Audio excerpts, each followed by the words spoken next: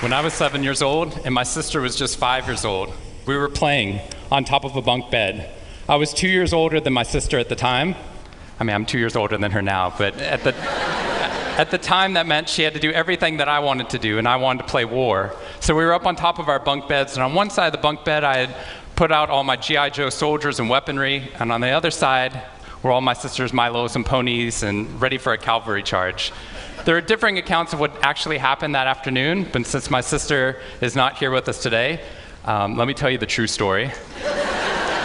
Which is my sister is a little bit on the clumsy side, and somehow, without any help or push from her older brother at all, suddenly Amy disappeared off of the top of the bunk bed and landed with this crash on the floor.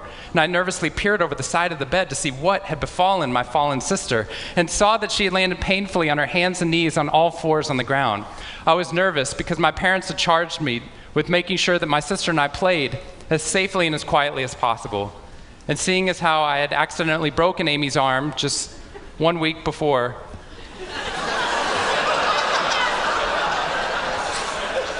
heroically pushing her out of the way of an oncoming imaginary sniper bullet, for which I have yet to be thanked. I was trying as hard as I could. She didn't even see it coming. I was trying as hard as I could to be on my best behavior, and I saw on my sister's face this wail of pain and suffering and surprise, threatening to erupt from her mouth and threatening to wake my parents from the long winter's nap for which they had settled. So I did the only thing my little frantic 7-year-old brain could think to do to avert this tragedy. If you have children, you've seen this hundreds of times before. I said, Amy, wait, don't cry, don't cry. Did you see how you landed? No human lands on all fours like that. Amy, I think this means you're a unicorn. Now that was cheating, because there's nothing in the world my sister would want more than not to be Amy the hurt 5-year-old little sister, but Amy the special unicorn. Of course, this was an option that was open to her brain at no point in the past, and you could see on my poor, manipulated sister's face conflict, as her little brain attempted to devote resources to feeling the pain and suffering surprise she just experienced, or contemplating her newfound identity as a unicorn. And the latter won out. Instead of crying, instead of ceasing our play, instead of waking my parents with all the negative consequences that would have ensued for me, instead, a smile spread across her face, and she scrambled right back up onto the bunk bed with all the grace of a baby unicorn. With one broken leg. What we stumbled across at this tender age of just 5 and 7, we had no idea at the time, was something that was going to be at the vanguard of a scientific revolution occurring 2 decades later in the way that we look at the human brain. What we had stumbled across is something called positive psychology, which is the reason that I'm here today and the reason that I wake up every morning. When I first started talking about this research outside of academia, out with companies and schools, the very first thing they said to never do is to start your talk with a graph. The very first thing I wanted to do is start my talk with a graph. This graph looks boring, but this graph is the reason that I get excited and wake up every morning. And this graph doesn't even mean anything. It's fake data. What we found is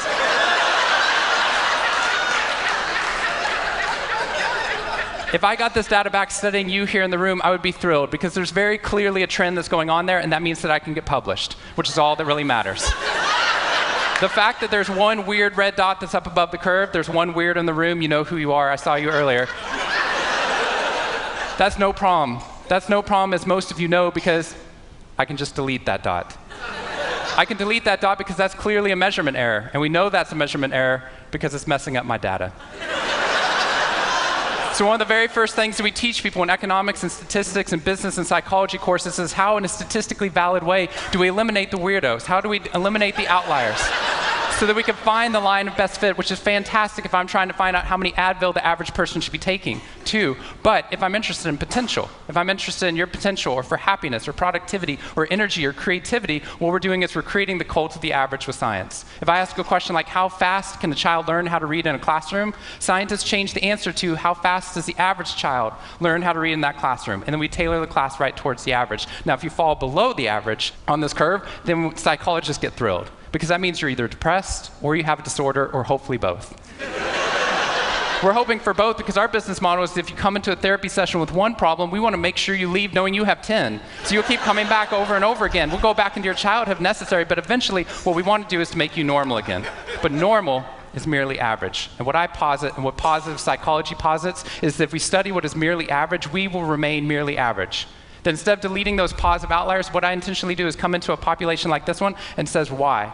Why is it that some of you are so high above the curve in terms of your intellectual ability, athletic ability, musical ability, creativity, energy levels, your resiliency in the face of challenge, your sense of humor? Whatever it is, instead of deleting you, what I want to do is study you. Because maybe we can glean information, not just how to move people up to the average, but how we can move the entire average up at our companies and schools worldwide. The reason this graph is important to me is when I turn on the news, it seems like the majority of the information is not positive. In fact, it's negative. Most of it's about murder, corruption, diseases, natural disasters, and very quickly, my brain starts to think that's the accurate ratio of negative to positive in the world.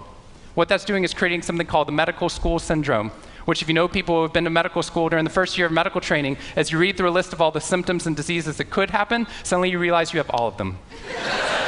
I have a brother-in-law named Bobo, which is a whole other story. Bobo married Amy the unicorn. Bobo called me on the phone from Yale Medical School. And Bobo said, Shawn, I have leprosy. Which even at Yale is extraordinarily rare. But I had no idea how to console poor Bobo because he had just gotten over an entire week of menopause.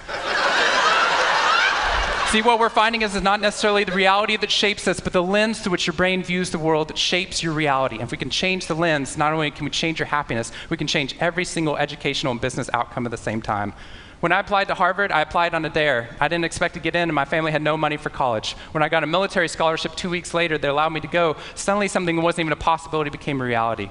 When I went there, I assumed everyone else would see it as a privilege as well, that they'd be excited to be there. Even if you're in a classroom full of people smarter than you, you'd be happy just to be in that classroom, which is what I felt. But what I found there is while some people experienced that, when I graduated after my 4 years and then spent the next 8 years living in the dorms with the students, Harvard asked me to. Wasn't that guy. But what happened,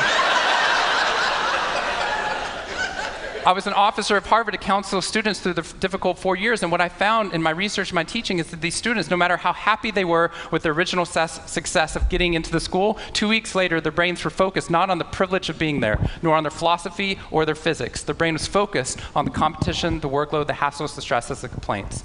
When I first went in there, I walked into the freshman dining hall, which is where my friends from Waco, Texas, which is where I grew up, I know some of you have heard of it.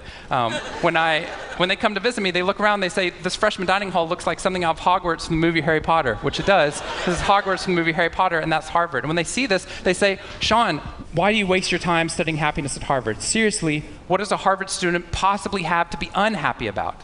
Embedded within that question is the key to understanding the science of happiness. Because what that question assumes is that our external world is predictive of our happiness levels. When in reality, if I know everything about your external world, I can only predict 10% of your long-term happiness. 90% of your long-term happiness is predicted not by the external world, but by the way your brain processes the world. And if we change it, if we change our formula for happiness and success, what we can do is change the way that we can then affect reality.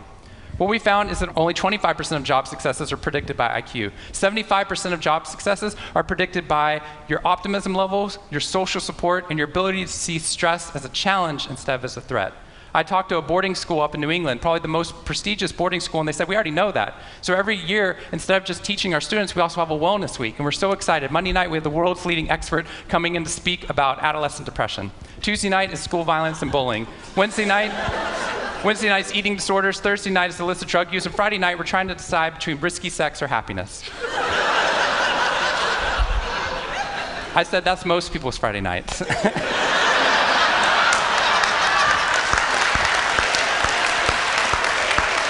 Which I'm glad you liked, but they did not like that at all. Silence on the phone. And into the silence, I said, I'd be happy to speak at your school, but just so you know, that's not a wellness week, that's a sickness week. What you've done is you've outlined all the negative things that can happen, but not talked about the positive. The absence of disease is not health. Here's how we get to health. We need to reverse the formula for happiness and success. In the past 3 years, I've traveled to 45 different countries, working with schools and companies in the midst of an economic downturn. And what I found is that most companies and schools follow a formula for success, which is this: if I work harder, I'll be more successful. And if I'm more successful, then I'll be happier.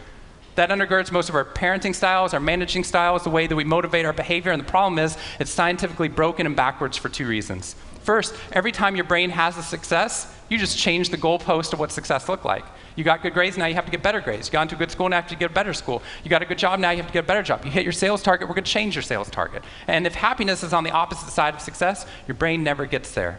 What we've done is we've pushed happiness over the cognitive horizon as a society. And that's because we think we have to be successful, then we'll be happier. But the real problem is our brains work in the opposite order. If you can raise somebody's level of positivity in the present, then their brain experiences what we now call a happiness advantage, which is your brain at positive performs significantly better than it does at negative, neutral, or stressed. Your intelligence rises, your creativity rises, your energy levels rise. In fact, what we found is that every single business outcome improves. Your brain at positive is 31% more productive than your brain at negative, neutral, or stressed. You're 37% better at sales. Doctors are 19% faster, more accurate at coming up with the correct diagnosis when positive instead of negative, neutral, or stressed, which means we can reverse the formula. If we can find a way of becoming positive in the present, then our brains work even more successfully as we're able to work harder, faster, and more intelligently. What we need to be able to do is to reverse this formula so we can start to see what our brains are actually capable of. Because dopamine, which floods into your system when you're positive, has two functions. Not only does it make you happier, it turns on all the learning centers in your brain, allowing you to adapt to the world in a different way. We found that there are ways that you can train your brain to be able to become more positive. In just a 2-minute span of time, done for 21 days in a row, we can actually rewire your brain, allowing your brain to actually work more optimistically and more successfully. We've done these things in research now in every single company that I've worked with, getting them to write down 3 new things that they're grateful for 21 days in a row, 3 new things each day. And at the end of that, their brain starts to retain a pattern of scanning the world not for the negative, but for the positive first. Journaling about one positive experience you've had over the past 24 hours allows your brain to relive it. Exercise teaches your brain that your behavior matters. We find that meditation allows your brain to get over the cultural ADHD that we've been creating by trying to do multiple tasks at once, and allows our brains to focus on the task at hand. And finally, random acts of kindness or conscious acts of kindness. We get people, when they open up their inbox, to write one positive email praising or thanking somebody in their social support network. And by doing these activities and by training your brain, just like we train our bodies, what we found is we can reverse the formula for happiness and success, and in doing so, not only create ripples of positivity, but create a real revolution. Thank you very much.